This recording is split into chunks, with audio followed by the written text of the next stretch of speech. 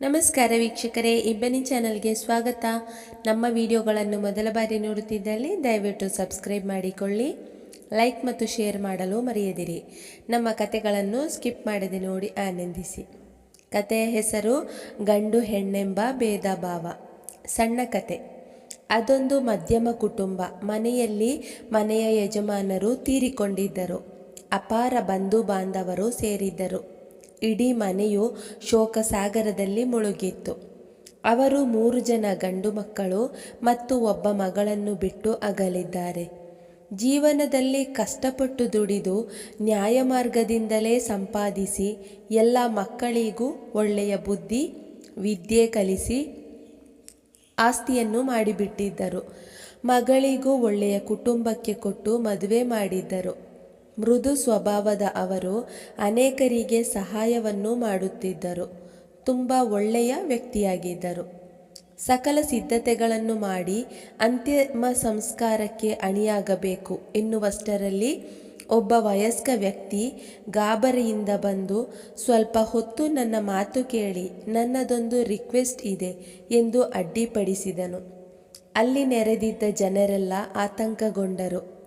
ಅದರಲ್ಲಿ ಹಿರಿಯವರು ಒಬ್ಬರು ಮುಂದೆ ಬಂದು ಏನೆಂದು ವಿಚಾರಿಸಿದಾಗ ಆ ವ್ಯಕ್ತಿಯು ಹೇಳಿದ್ದು ಕೇಳಿ ಎಲ್ಲರೂ ಆಶ್ಚರ್ಯಚಕಿತರಾಗುವರು. ಈಗ ಇಲ್ಲಿ ದೈವಾಧೀನರಾದ ವ್ಯಕ್ತಿಯು ನನಗೆ 20 ಲಕ್ಷ ರೂಪಾಯಿ ಕೊಡಲು ಬಾಕಿ ಇದೆ. ನನ್ನಿಂದ ಇವರು ಸಾಲ ಪಡೆದುಕೊಂಡಿದ್ದರು ಎಂದಾಗ ಗುಸುಗುಸು ಮಾತು ಪ್ರಾರಂಭವಾಯಿತು. ಮುಂದಿನ ಕೆಲಸಕ್ಕೆ ಆಸ್ಪದ ಮಾಡಿಕೊಡು, ಅದರ ಬಗ್ಗೆ ಆಮೇಲೆ ನೋಡೋಣ ಎಂದರು ಹಿರಿಯವರು. ಇಲ್ಲ, ಹಣದ ಜವಾಬ್ದಾರಿಯನ್ನು ಯಾರಾದರೂ ತೆಗೆದುಕೊಂಡರೆ ಮಾತ್ರ ನಾನು ಇಲ್ಲಿ ಮುಂದಿನ ಕಾರ್ಯಕ್ಕೆ ಅನುವು ಮಾಡಿಕೊಡುತ್ತೇನೆ ಎಂದು ಪಟ್ಟು ಹಿಡಿದು ಕುಳಿತೇ ಬಿಟ್ಟನು. 3 ಜನ ಗಂಡು ಮಕ್ಕಳ ಬಳಿ ಬಂದು ವಿಷಯವನ್ನು ಹೇಳಿ ಹಣದ ಜವಾಬ್ದಾರಿಯನ್ನು ತೆಗೆದುಕೊಳ್ಳಲು ಕೇಳಿಕೊಂಡರು ಹಿರಿಯವರು. ಆದರೆ 3 ಜನ ಜವಾಬ್ದಾರಿಯನ್ನು ತೆಗೆದುಕೊಳ್ಳಲು ಒಪ್ಪಲಿಲ್ಲ. ಹಿರಿಯವನೊಂದಿಗೆ ನೀನು ಹಿರಿಯ ಮಗ, ನೀನೇ ಒಪ್ಪಿಕೋ ಎಂದು ಕೇಳುವಾಗ, ಅದೆಲ್ಲ ಆಗದ ಮಾತು, ನಾನೇನು ಹಿರಿಯವನು ಸರಿ, ಕೊನೆಯ ಮಗ ಅಂತ ಅಪ್ಪನೊಂದಿಗೆ ಇದ್ದದ್ದು ಅವನೇ, ನನ್ನೊಂದಿಗೆ ಈಗ ಅಷ್ಟೆಲ್ಲ ಹಣವಿಲ್ಲ, ಅವನನ್ನೇ ಕೇಳಿ ಎಂದು ಒಬ್ಬರಿಗೊಬ್ಬರು ಕೆಸರೆರಚಾಟ ತೊಡಗಿಸಿಕೊಂಡರು.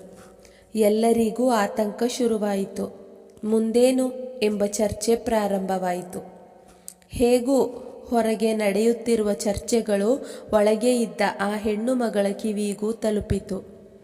ಇದನ್ನೆಲ್ಲ ಕೇಳಿದ ದುಃಖದ ನಡುವಿನಲ್ಲಿ ಅಳುತ್ತಾ ಒಬ್ಬಳೇ ಕುಳಿತಿದ್ದ ಮಗಳು ಹೊರಗೆ ಓಡೋಡಿ ಬಂದಳು.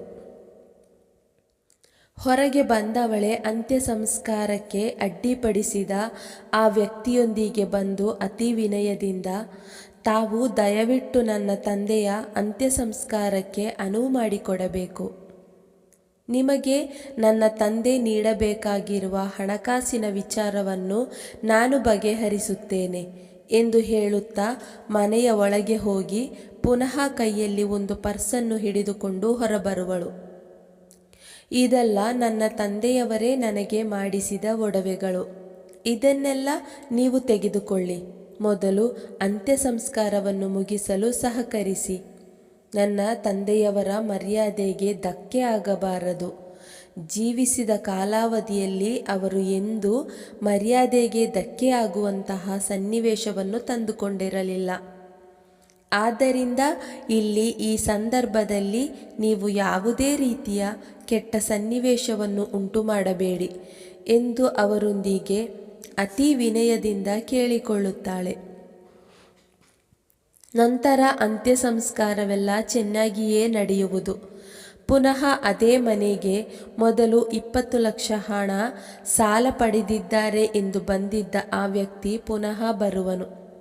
ಬಂದವನೇ ಒಳ ನಡೆದು ಆ ಹೆಣ್ಣು ಮಗಳ ಹತ್ತಿರಕ್ಕೆ ಬಂದು ಒಂದು ಗಂಟನ್ನು ಆ ಮಗಳ ಮುಂದಿಟ್ಟು, ತೆಗೆದುಕೋ ಮಗಳೇ ನಿನ್ನ ಒಡವೆ ಮತ್ತು 20 ಲಕ್ಷ ರೂಪಾಯಿಗಳನ್ನು ಎಂದಾಗ ಎಲ್ಲರೂ ಆಶ್ಚರ್ಯಚಕಿತರಾಗುವರು. ಆಗ ಆ ವ್ಯಕ್ತಿಯು ಮುಗುಳ್ನಗುತ್ತಾ, ನಿಜವಾಗಿ ಹೇಳಬೇಕೆಂದರೆ ಅವರು ನನ್ನೊಂದಿಗೆ ಸಾಲ ಪಡೆದಿರಲಿಲ್ಲ.